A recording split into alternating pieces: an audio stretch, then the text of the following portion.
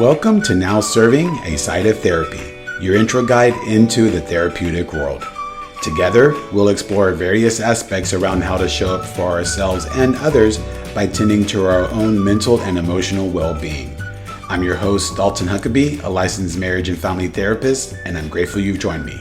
And I know we're talking about teens and sex, right? But to your point around the influence of social media, like when, even kids who are under 10, right? Mm, Even if they're on YouTube, on their little Chromebooks or laptops or whatever, whatever they mm, have, and they're on YouTube, some things can still get through the filters, right? That are not appropriate for their eyes. And so um, even kids under 10 can be exposed to this. So then that can lead up into the like expectations or thoughts about what sex is as they venture into their teenage years. So I know we're talking about teens and sex, but I can't help but think that how some of that might have even started when they were younger too. Like you yeah, said, through watching movies or, yeah, being exposed to things earlier on than they were intended to be. yeah, absolutely. Because again, even speaking with some of the young people that I've worked with, and I've worked with 10 or 11-year-olds, and what they're saying is that, their parents they've checked what it is that they're watching, and it could be a football game, but the ads in between those football games are cartoon figures of women in bikinis with big boobs, tiny bikinis. And I know one 10-year-old said to me that like really freaked me out because I was thinking I'm watching something that I shouldn't be watching. Will I tell my mother? Will I look like a baby if I don't tell her? So I think realistically, when 10 or 11-year-olds have access to social media, um, there's a lot more stuff coming through YouTube. And this had came up with a conversation with one of my own teens of that when they were watching something on social media that was age appropriate that I had checked, that ads came in that were not appropriate, and that left them feeling uncomfortable. So I think really the influence and the impact on young people, because their brain is not actually ready to see those things. So Exactly, social media, right. yeah. So what I would kind of wondering is again kind of I was this 30 years of experience. I mean, it's hard to overlook. So I'm going to keep relying on that. Um, so when we come to think about peer pressure and this actual impact that it has on them around maybe feeling shame or questioning themselves or feeling that peer pressure from other people, right? And even if they're not ready, but then they feel like they have to, right? Like these are very real things. And so what I was wondering is what's like one or two things that you would suggest for teens to consider when they are being faced with peer pressure around sex? I think it's about really to take a step back, and to speak to a trusted adult about it, because sex is something that is physical, but it's also extremely emotional. And there's the impact of if they did engage in sex, who's been told about it, where does it go from there? So I think the one thing I would say is take a minute if you are under pressure and speak to a trusted adult about it. And also to ask yourself is this something you actually really want to do? And if it isn't, how is it going to impact you? So we have an ad. I think it started in the UK. It's about Irish people are notorious for drinking tea, and it was actually young people who told me about this ad. So it is and they're showing it in schools, and it is around when if you ask someone for a cup of tea and they said no, no, I really don't want it, you wouldn't keep going. Go on, have it. Go on, it can be good for you, and shove it down their throats. So if you're able to say no, I don't actually want a cup of tea, then if you're not able to say no about engaging in a sexual activity, then you're not ready for it. So that's kind of the main thing. Um, That's a great idea. Yeah, right. And like not feeling like they have to rush into the mm, decision too, right? And yeah, so, but that's a great way to frame it, like even around a simple thing as tea, right? And mm, it's using like a little bit more what we like to call age and developmentally appropriate ways for informing them and getting them to think about this like really complex topic again because it does have an impact on their overall well-being if they do decide to absolutely. engage. So being able to have those moments beforehand to think about it in this particular way that's actually digestible to them, and that they, just encouraging them to feel, this is kind of where it's even self-confidence might come into play, right? And so um, uh, being able to feel like they can make those decisions that are sticking up for themselves despite what other people might say. Oh, for them to say, hey, I don't like tea, Yeah, right? That might, in the face of a culture that drinks tea on the daily, right? I mean, you can well, see the what ad, the predicament that might bring for them. yeah, well, the ad is and it's actually a really good ad. It's the young people that actually educated me about this. I hadn't seen it, and this is going back a few years ago. But it is around if you're able to say no to a cup of tea, than to engage in something that you really don't want to do. So if someone really likes you, they're not going to force the cup of tea down your throat when you're asleep or when you're drunk.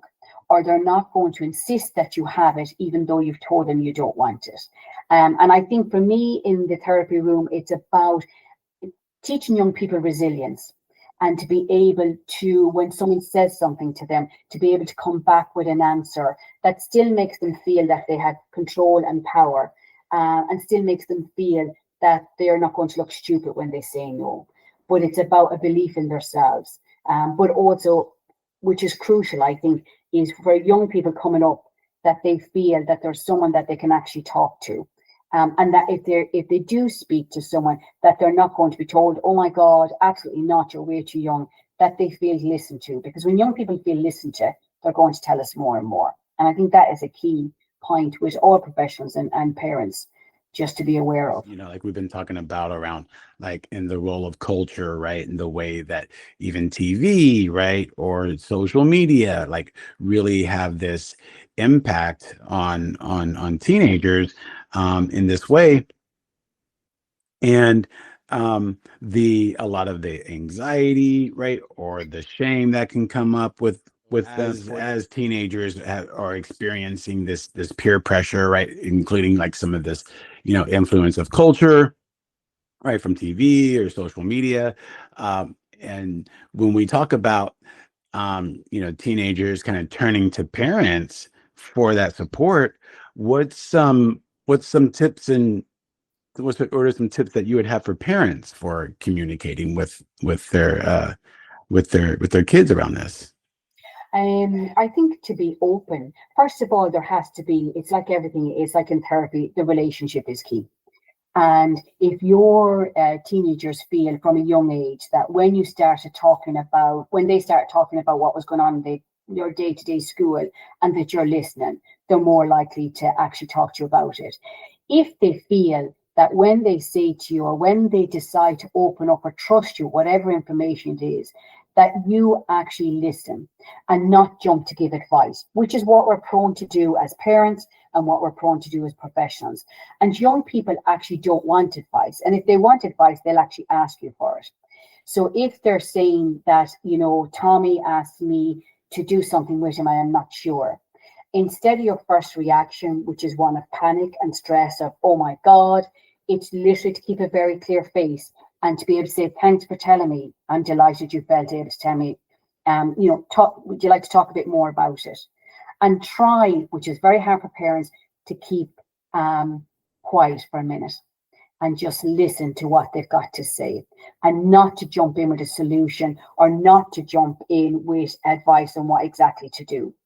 And then once they feel that they're able to trust you on it, more might come out. Because generally what I found with young people, and this is what they've discussed with me, is that they might have discussed something with a parent and they've started with one sentence, which is only the tiny bit of information, which is not even hitting the iceberg. And depending on that first response, that will determine when they decide to tell any more. So young people don't want to be told, oh my God, you're too young, you shouldn't be having sex, he or she has no right to ask you sex, I'm going to speak to his parents, I'm going to speak to the school. That's and as parents we want to protect, but that literally is going to shut down all communication. So I suppose my key point is try and build a relationship there, let them know whatever they're going to say to you, you're actually going to listen to it.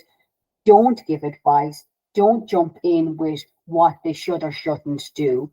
And then educate yourself, be aware of what is going on, be aware of the language that is out there, because young people are speaking a totally different language now. They can actually have a conversation in front of us and we don't understand what they're saying because of the words they're actually using. Right. And I find that with my teenagers. But I think it's key to be educated, because what young people are being asked to do now and what they were being asked to do when we were teenagers or even 20 years ago is totally different. And it's Yeah, stuff that's that, what I was thinking. These generational differences, right? yeah, And the ideas around sex are different. yeah, yeah. So it's about knowing the lingo so that you're able to have a conversation with them around it. You're not going to know everything, but at least have an awareness about it. So, for example, what some young people are saying to me is that whereas when we were younger, you had a relationship, then you engaged in a sexual relationship. But now young girls might be contacted by text to say, would you like to do A, B, and C? And it mightn't be, would you like to have sex or would you like to have oral sex? It's lingo that has been used about it. So I think it's about really just informing and educating yourself about it. But the relationship is key, and letting them feel that they can trust you. Because as I said, the first sentence is only the tip of the iceberg. Yeah, and like you said, right? Because they're going to make their own decisions. And we just kind of like when we're working with clients, right? We try to meet them where they're at, right? Yeah, That's what I was kind of thinking when you were talking, right? Is like try to meet them where they're at and see what questions do they have? Do they feel confused about anything, right? What are they, right? I imagine, they might have like internal conflicting parts, right? Maybe one of them wants to and one of them doesn't. And is one part stronger than the other? And right, what are the pros and cons, right? And just really try to meet them where they're at with what might be coming up for them in that decision-making process. yeah, I think that sums it up totally, because once they feel they can come to you about it, and and you hit the nail on the head, if they're coming to you about it, it means they're conflicted. Because if they weren't conflicted, they would just go ahead and That's engage a in. good point. Yeah. So your response really determines whenever they're going to go to the next level, or if they're going to go to the next level safely, and if they're going to go to the next level consensually and informed and ready for it. Yeah, I think that's the key.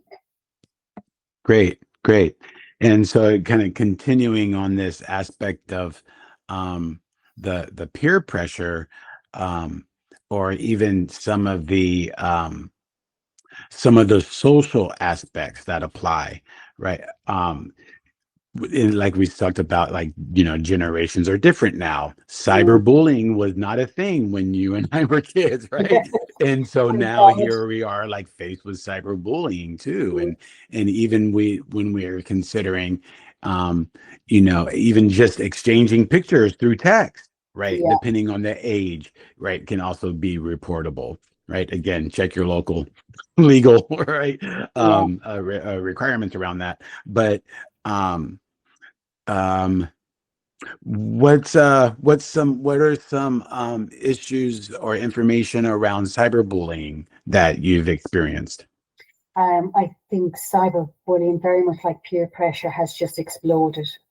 And what I'm finding with some of the young people that I'm working with, they're saying that it's like they're on 24/7, that you can't sneeze without someone taking a picture of it. And pictures are put up in social media, skits are made out of them. And it's really impacting young people's mental health. In relation to sexual relationships, what unfortunately is happening is that sometimes when young people are engaged in a sexual relationship, they're in a loving relationship and then they break up. And if it's a bitter breakup, one person could then put those pictures up in social media, or one person can send the picture to a friend, who unfortunately sends it to a friend, who sends it to a friend, and it's multiplied.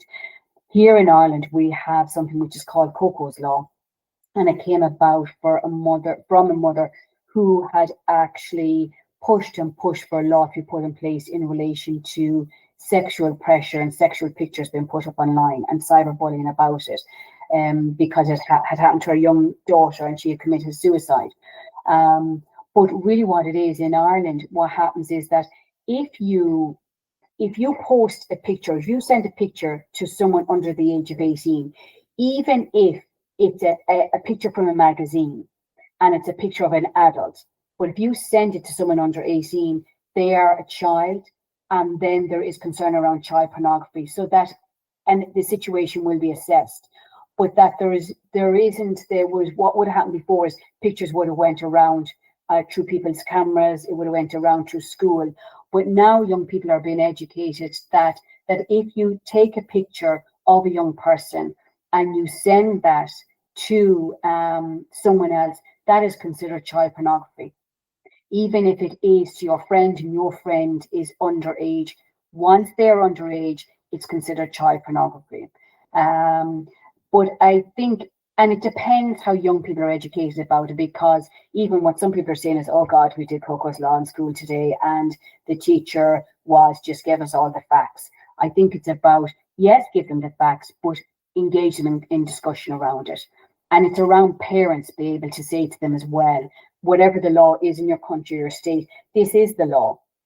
So even if you take a picture of a magazine and you send it to a friend, that friend is underage, that is child pornography, and you are putting yourself at risk of being reported to the Gardaí or the police. But it's around educating young people that, if you take a picture, if you allow someone to take a picture of it, that is there for life, and they can decide what to do with it. And relationships can be changed. So it's around educating them that realistically, if you're in a relationship with someone, then maybe not sending photos that can be used and sent around.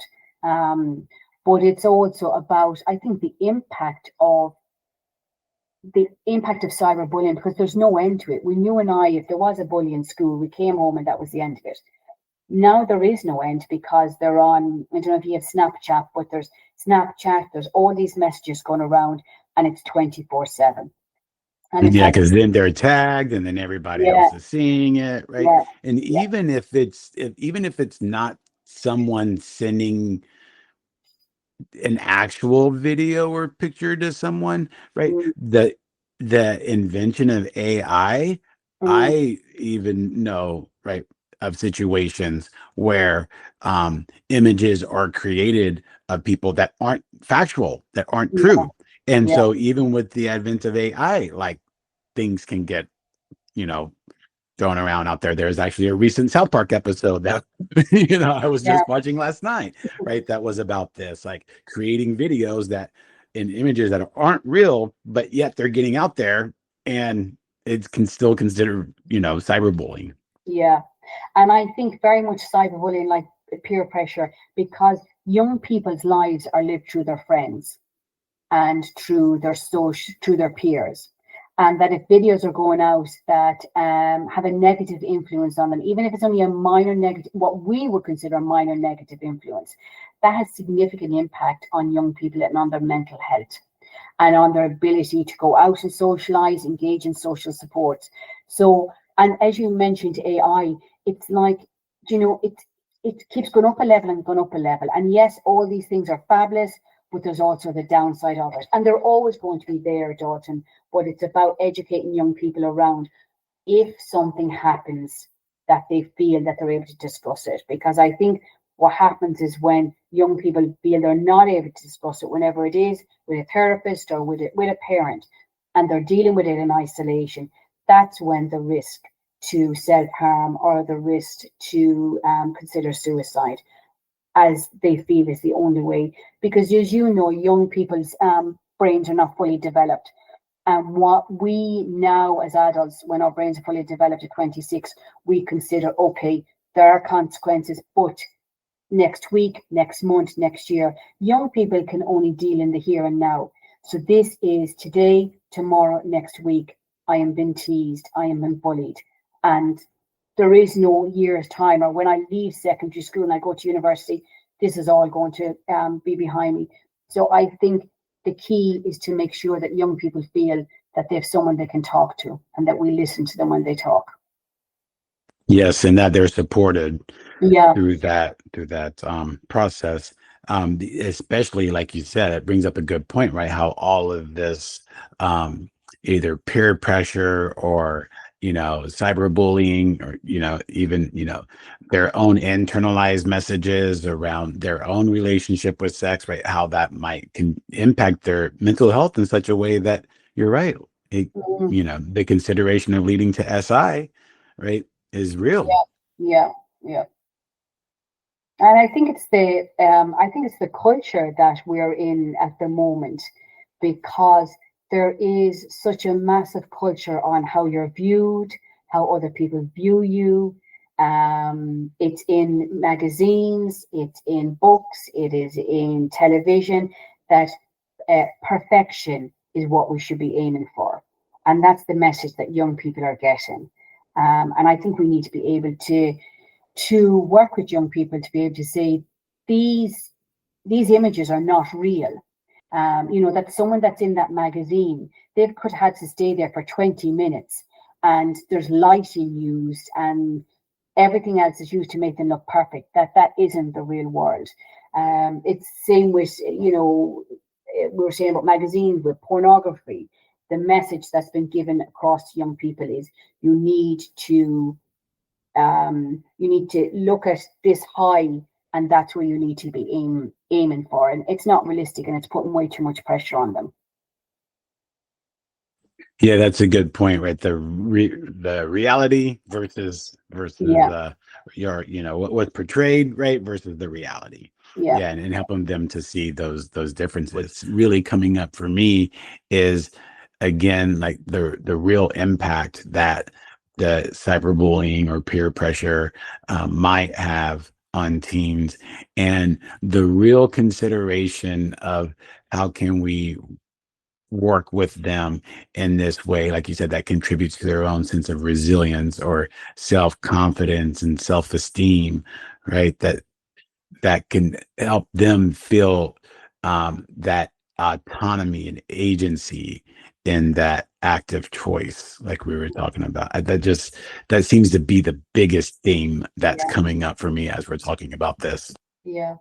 I would say, and it sounds drastic when you say it, it's an epidemic at the moment, because what I'm finding is, with the young people I'm working with the research I'm doing, and one thesis that I'm doing on the moment is around the need for psychotherapists in secondary schools, because we don't have them here in Ireland, and from a teacher's perspective.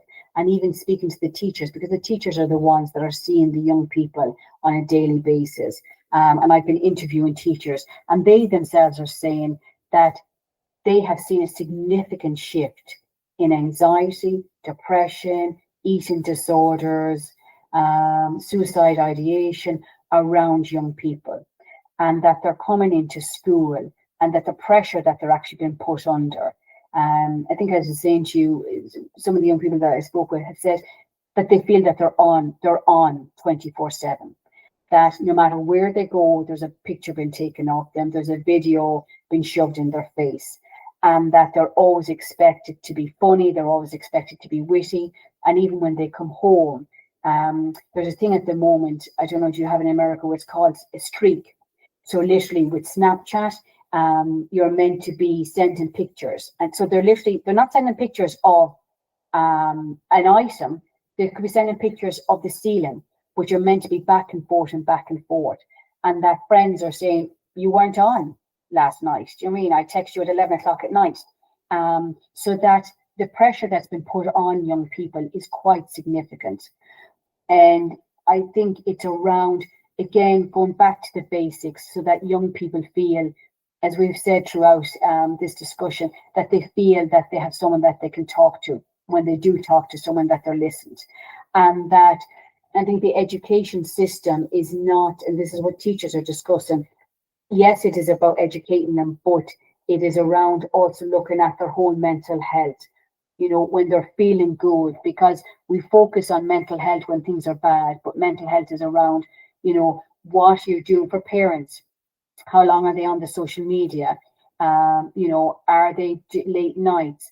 Are they eating good food? Are they having exercise? The basic things that we go back to, because some of the young people that I've worked with, and they're one of the issues we're looking at is around their addiction to their phones, and they're 18 or 19. Some of the young people that I'm working with, and they're actually saying they wish their parents had taken them off their phones, not given them too early, or not left them on them too long, and that they wish they had put in boundaries even when they were being difficult. They wish they'd said, no, you're coming off it, because the impact on their brain is significant.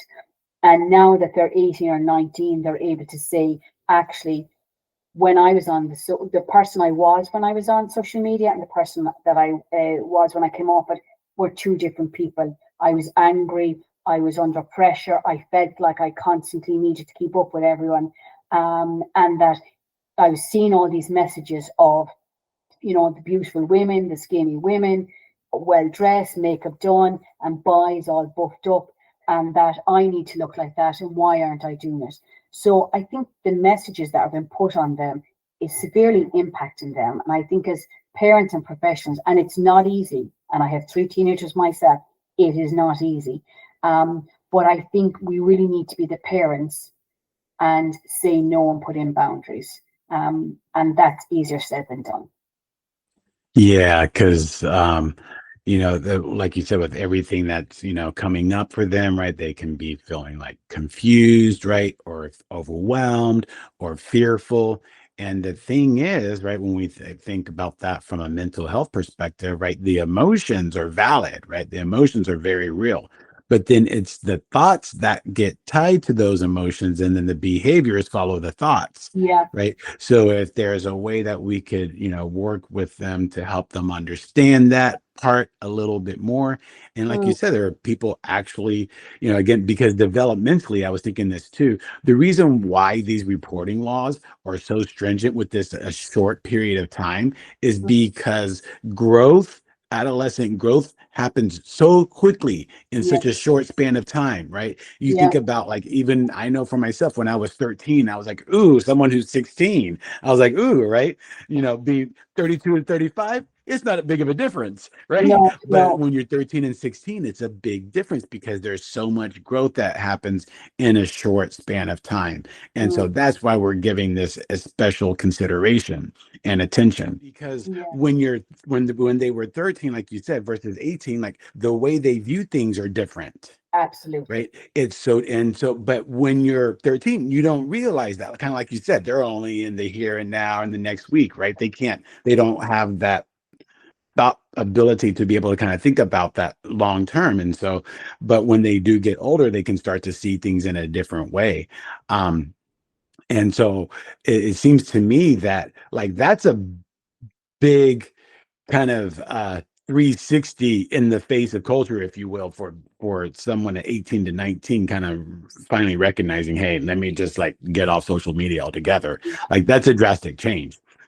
Yeah, they're not like, I think from the age of 12 to 15, 16 is such a vulnerable age. And really, as we've discussed, everything is the here and now, and everything is viewed with a lens of, unless I dress this way, unless I do everything, and the peer pressure is significant. When they become a little bit older, they then have a little bit more autonomy, and they're able to see, actually, do you know what? So what if they call me Bridget? Let her say what she wants, or let him say what she wants. But that small age is crucial. I did an education program with young girls around consent, and they were for 6th-year girls, so it would have been around 16, 17, 18. And what they were saying to me was, actually, yes, we appreciate this and it's great to have this conversation, but this education consent program should be given to 12 and 13-year-olds. We would like our 12 and 13-year-olds, brothers and sisters, to hear this now when they're 12 and 13, as opposed to going through what we did when, at 12, our parents thought, well, we won't bother having the sex talk because they're still too young. But young people, and I'm talking about in what we would consider sixth class, which is 11 years of age and 10 years of age, are having conversations about sex in the playground Oh because yeah. they're Yeah. having access to social media. They have older brothers and sisters. They're and young people, we think let's put on parental controls. They're able to work around parental controls. Do you know what I mean? So it's about young children that age when their brain is not fully formed. When their brain is not fully formed, they shouldn't have a mobile. And if they're on social media, if they're on their internet or whatever, it needs to be in a room with a parent. Because what they have access to, and a psychologist once said to me, if you don't want to give your child a porn magazine, don't give them a phone. Because Oh wow. yeah, yeah. So, and it's really something that is stuck in my head. If you don't want to give them a porn magazine, don't give them the phone. And when you give them the internet, you open up the world to them, and you open up the world to them, and them to the world. Yeah, Yeah, absolutely. yeah. Absolutely. And when they're and I can't help but think that working with teenagers around this aspect of values, Mm, right? Like what do they value can give them a place to go when they're faced with all of this kind of overwhelming pressure, like we've been talking about, or indecision, right? mm, Again, the internal conflict, like we were mentioning. So having a working with them to understand, okay, well, what are their values? Like you said, okay, well, so and so can think about that if they, think about, mm. think about me in that way if they want to, right? Like that's their opinion. Arming them with that sense of the sense of value and what's important to them can kind of like give them a safe place to go, like internally, to help them kind of make those decisions for themselves. Yeah, I think it starts at a very early age to be able to educate young people that what they have to say is important, and that what other people say about them is the other person's interpretation of it, is not actually them. And that's hard even for us as adults if someone is saying something negative about us. But I think repetition and habit and an environment where they feel that if someone says something negative, that's on them. But as I said, and I think it's about repeating and repeating and educating, and it's part of the education program. But again, that age between 11 and 15 is so crucial, and their sense of their self is determined by how other people actually perceive them. So it's about, yes, educating them, yes, making sure that they're hearing the message, educating them about values, what is important to them, what's important to you as a family. But I think the key is to make sure that they have a safe space. And once they talk to you, that you listen. Because it's when they feel they can talk to you, that's when you have a chance of changing the narrative and to make sure that story is not one that ends up very negatively. And more young people are being put at risk earlier and earlier. So, Yeah, so like you said, if they're coming to you to talk about it, then that means that they're confused or conflicted or have yeah, questions. And so seeing that, as when we in therapy we talk about point of entry, right? What's the point of entry? yes, yeah, There we go, right? So yeah, then being able to acknowledge that, hey, yes, we hear you on this, right? And then that's where again kind of meet them in that space. yes, absolutely. So important. Wow. So as we're kind of wrapping up discussion on again on this very big topic, right? Is there anything else kind of coming to mind for you that you feel like maybe we missed or would be important to address or I mention? Yeah, I think you just really kind of to summarize it, and then I suppose it's around, yes, young people are having sex earlier and earlier, but it's around making sure that because when young people are having sex, if they're having sex at too early an age, there's significant impact both physically through teen pregnancy and STIs. So there's a risk to that. And it's also emotionally, because really a young person's brain is not, or body is not ready to engage in the act of sex. And it's around making sure that they're educated in a way that they will actually listen to, as opposed to what we as adults perceive as the right way to do it. So it's about promoting the education that fits their narrative. So it's like even a basic thing like smoking. If you tell a teenager who's 13 that smoking is going to cause them cancer, they're thinking, well, that'll happen when I'm 40, and 40 is ancient, so that doesn't apply to me. Exactly. Yeah. If you told them smoking is going to cause you spots, by God, there won't be any one of them smoking. So it's about making sure the education is tailored towards the young people. And I think as professionals, it's something that we need to increasingly work on. And I think as parents, the key is what we said, the point of entry. Make sure your young person feels they can talk to you. And when they do talk, make sure that your response is one of not giving advice, not telling them what they're doing is wrong, because you're just shutting down communication. So communication is key. I think we can educate till the cows come home, but communication is key, which is the pinnacle of the therapy room. The relationship between the therapist and the client is, you can have all this knowledge and all these facts, but it's the relationship is where change happens and where the trust builds. And that, I suppose, would be my takeaway. Great. Yes, it's a great takeaway. And like you said, the way that the information is given, right? Like I remember even when I was in high school, right? And the topics of pregnancy or STDs, Mhm. right? We would want to tend to shy or, wait. I mean, Yeah, people have different responses. Some would want to tend to shy away, or some would think it was funny, right? And making yeah, fun of, right? So again, it's the way that the information is providing to them, because again, it's very real, right? But they absolutely. haven't had those experiences yet to Yeah, know that. yeah, yeah, And so, yeah, absolutely. yeah, It's happening, and it's how we as adults support young people and help them come to the right decision, and to make sure that any decision that they come to is consensual and is not forced, and they're not under pressure, or they're not going to regret the decision. So I think that's very important as well. absolutely. Well, I really appreciate you, joining on and chatting on this important topic, right? As teens and sex, how it begins to evolve and change in today's society, and again, considering social influences, and.